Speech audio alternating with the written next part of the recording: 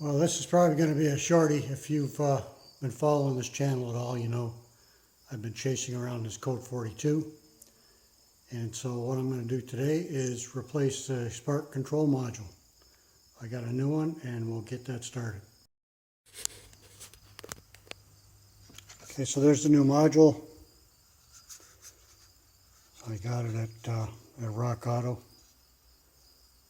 I think it was 60 US bucks, which is about 8 billion Canadian. There's the part number I ordered, and that's the type. So this is the is maybe the offending unit right down here. Can't see that too good, of course. And one thing that's so nice, since I put those struts on, I no longer have a 2x4 in the way.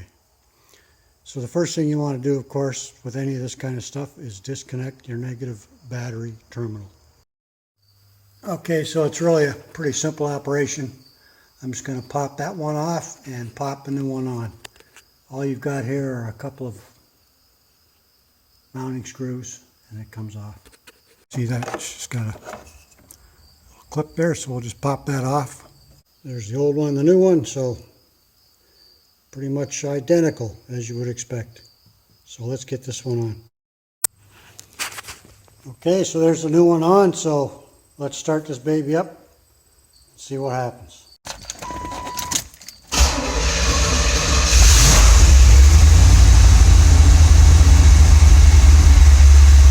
Engine light.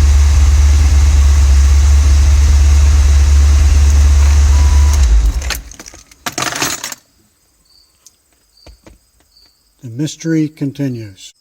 So I checked the code and it's still a code 42. So I've got the positive and negative battery terminals disconnected, and I'm going to leave that for a while and see if that clears it. Okay, so I cleared the code, started the car. Well, first I checked the code and it was gone. It just was flashing the ECM. And then I started the car and there was no code, and about 10 seconds later, code came back, code 42. So we keep on trucking, trying to find this thing. Later.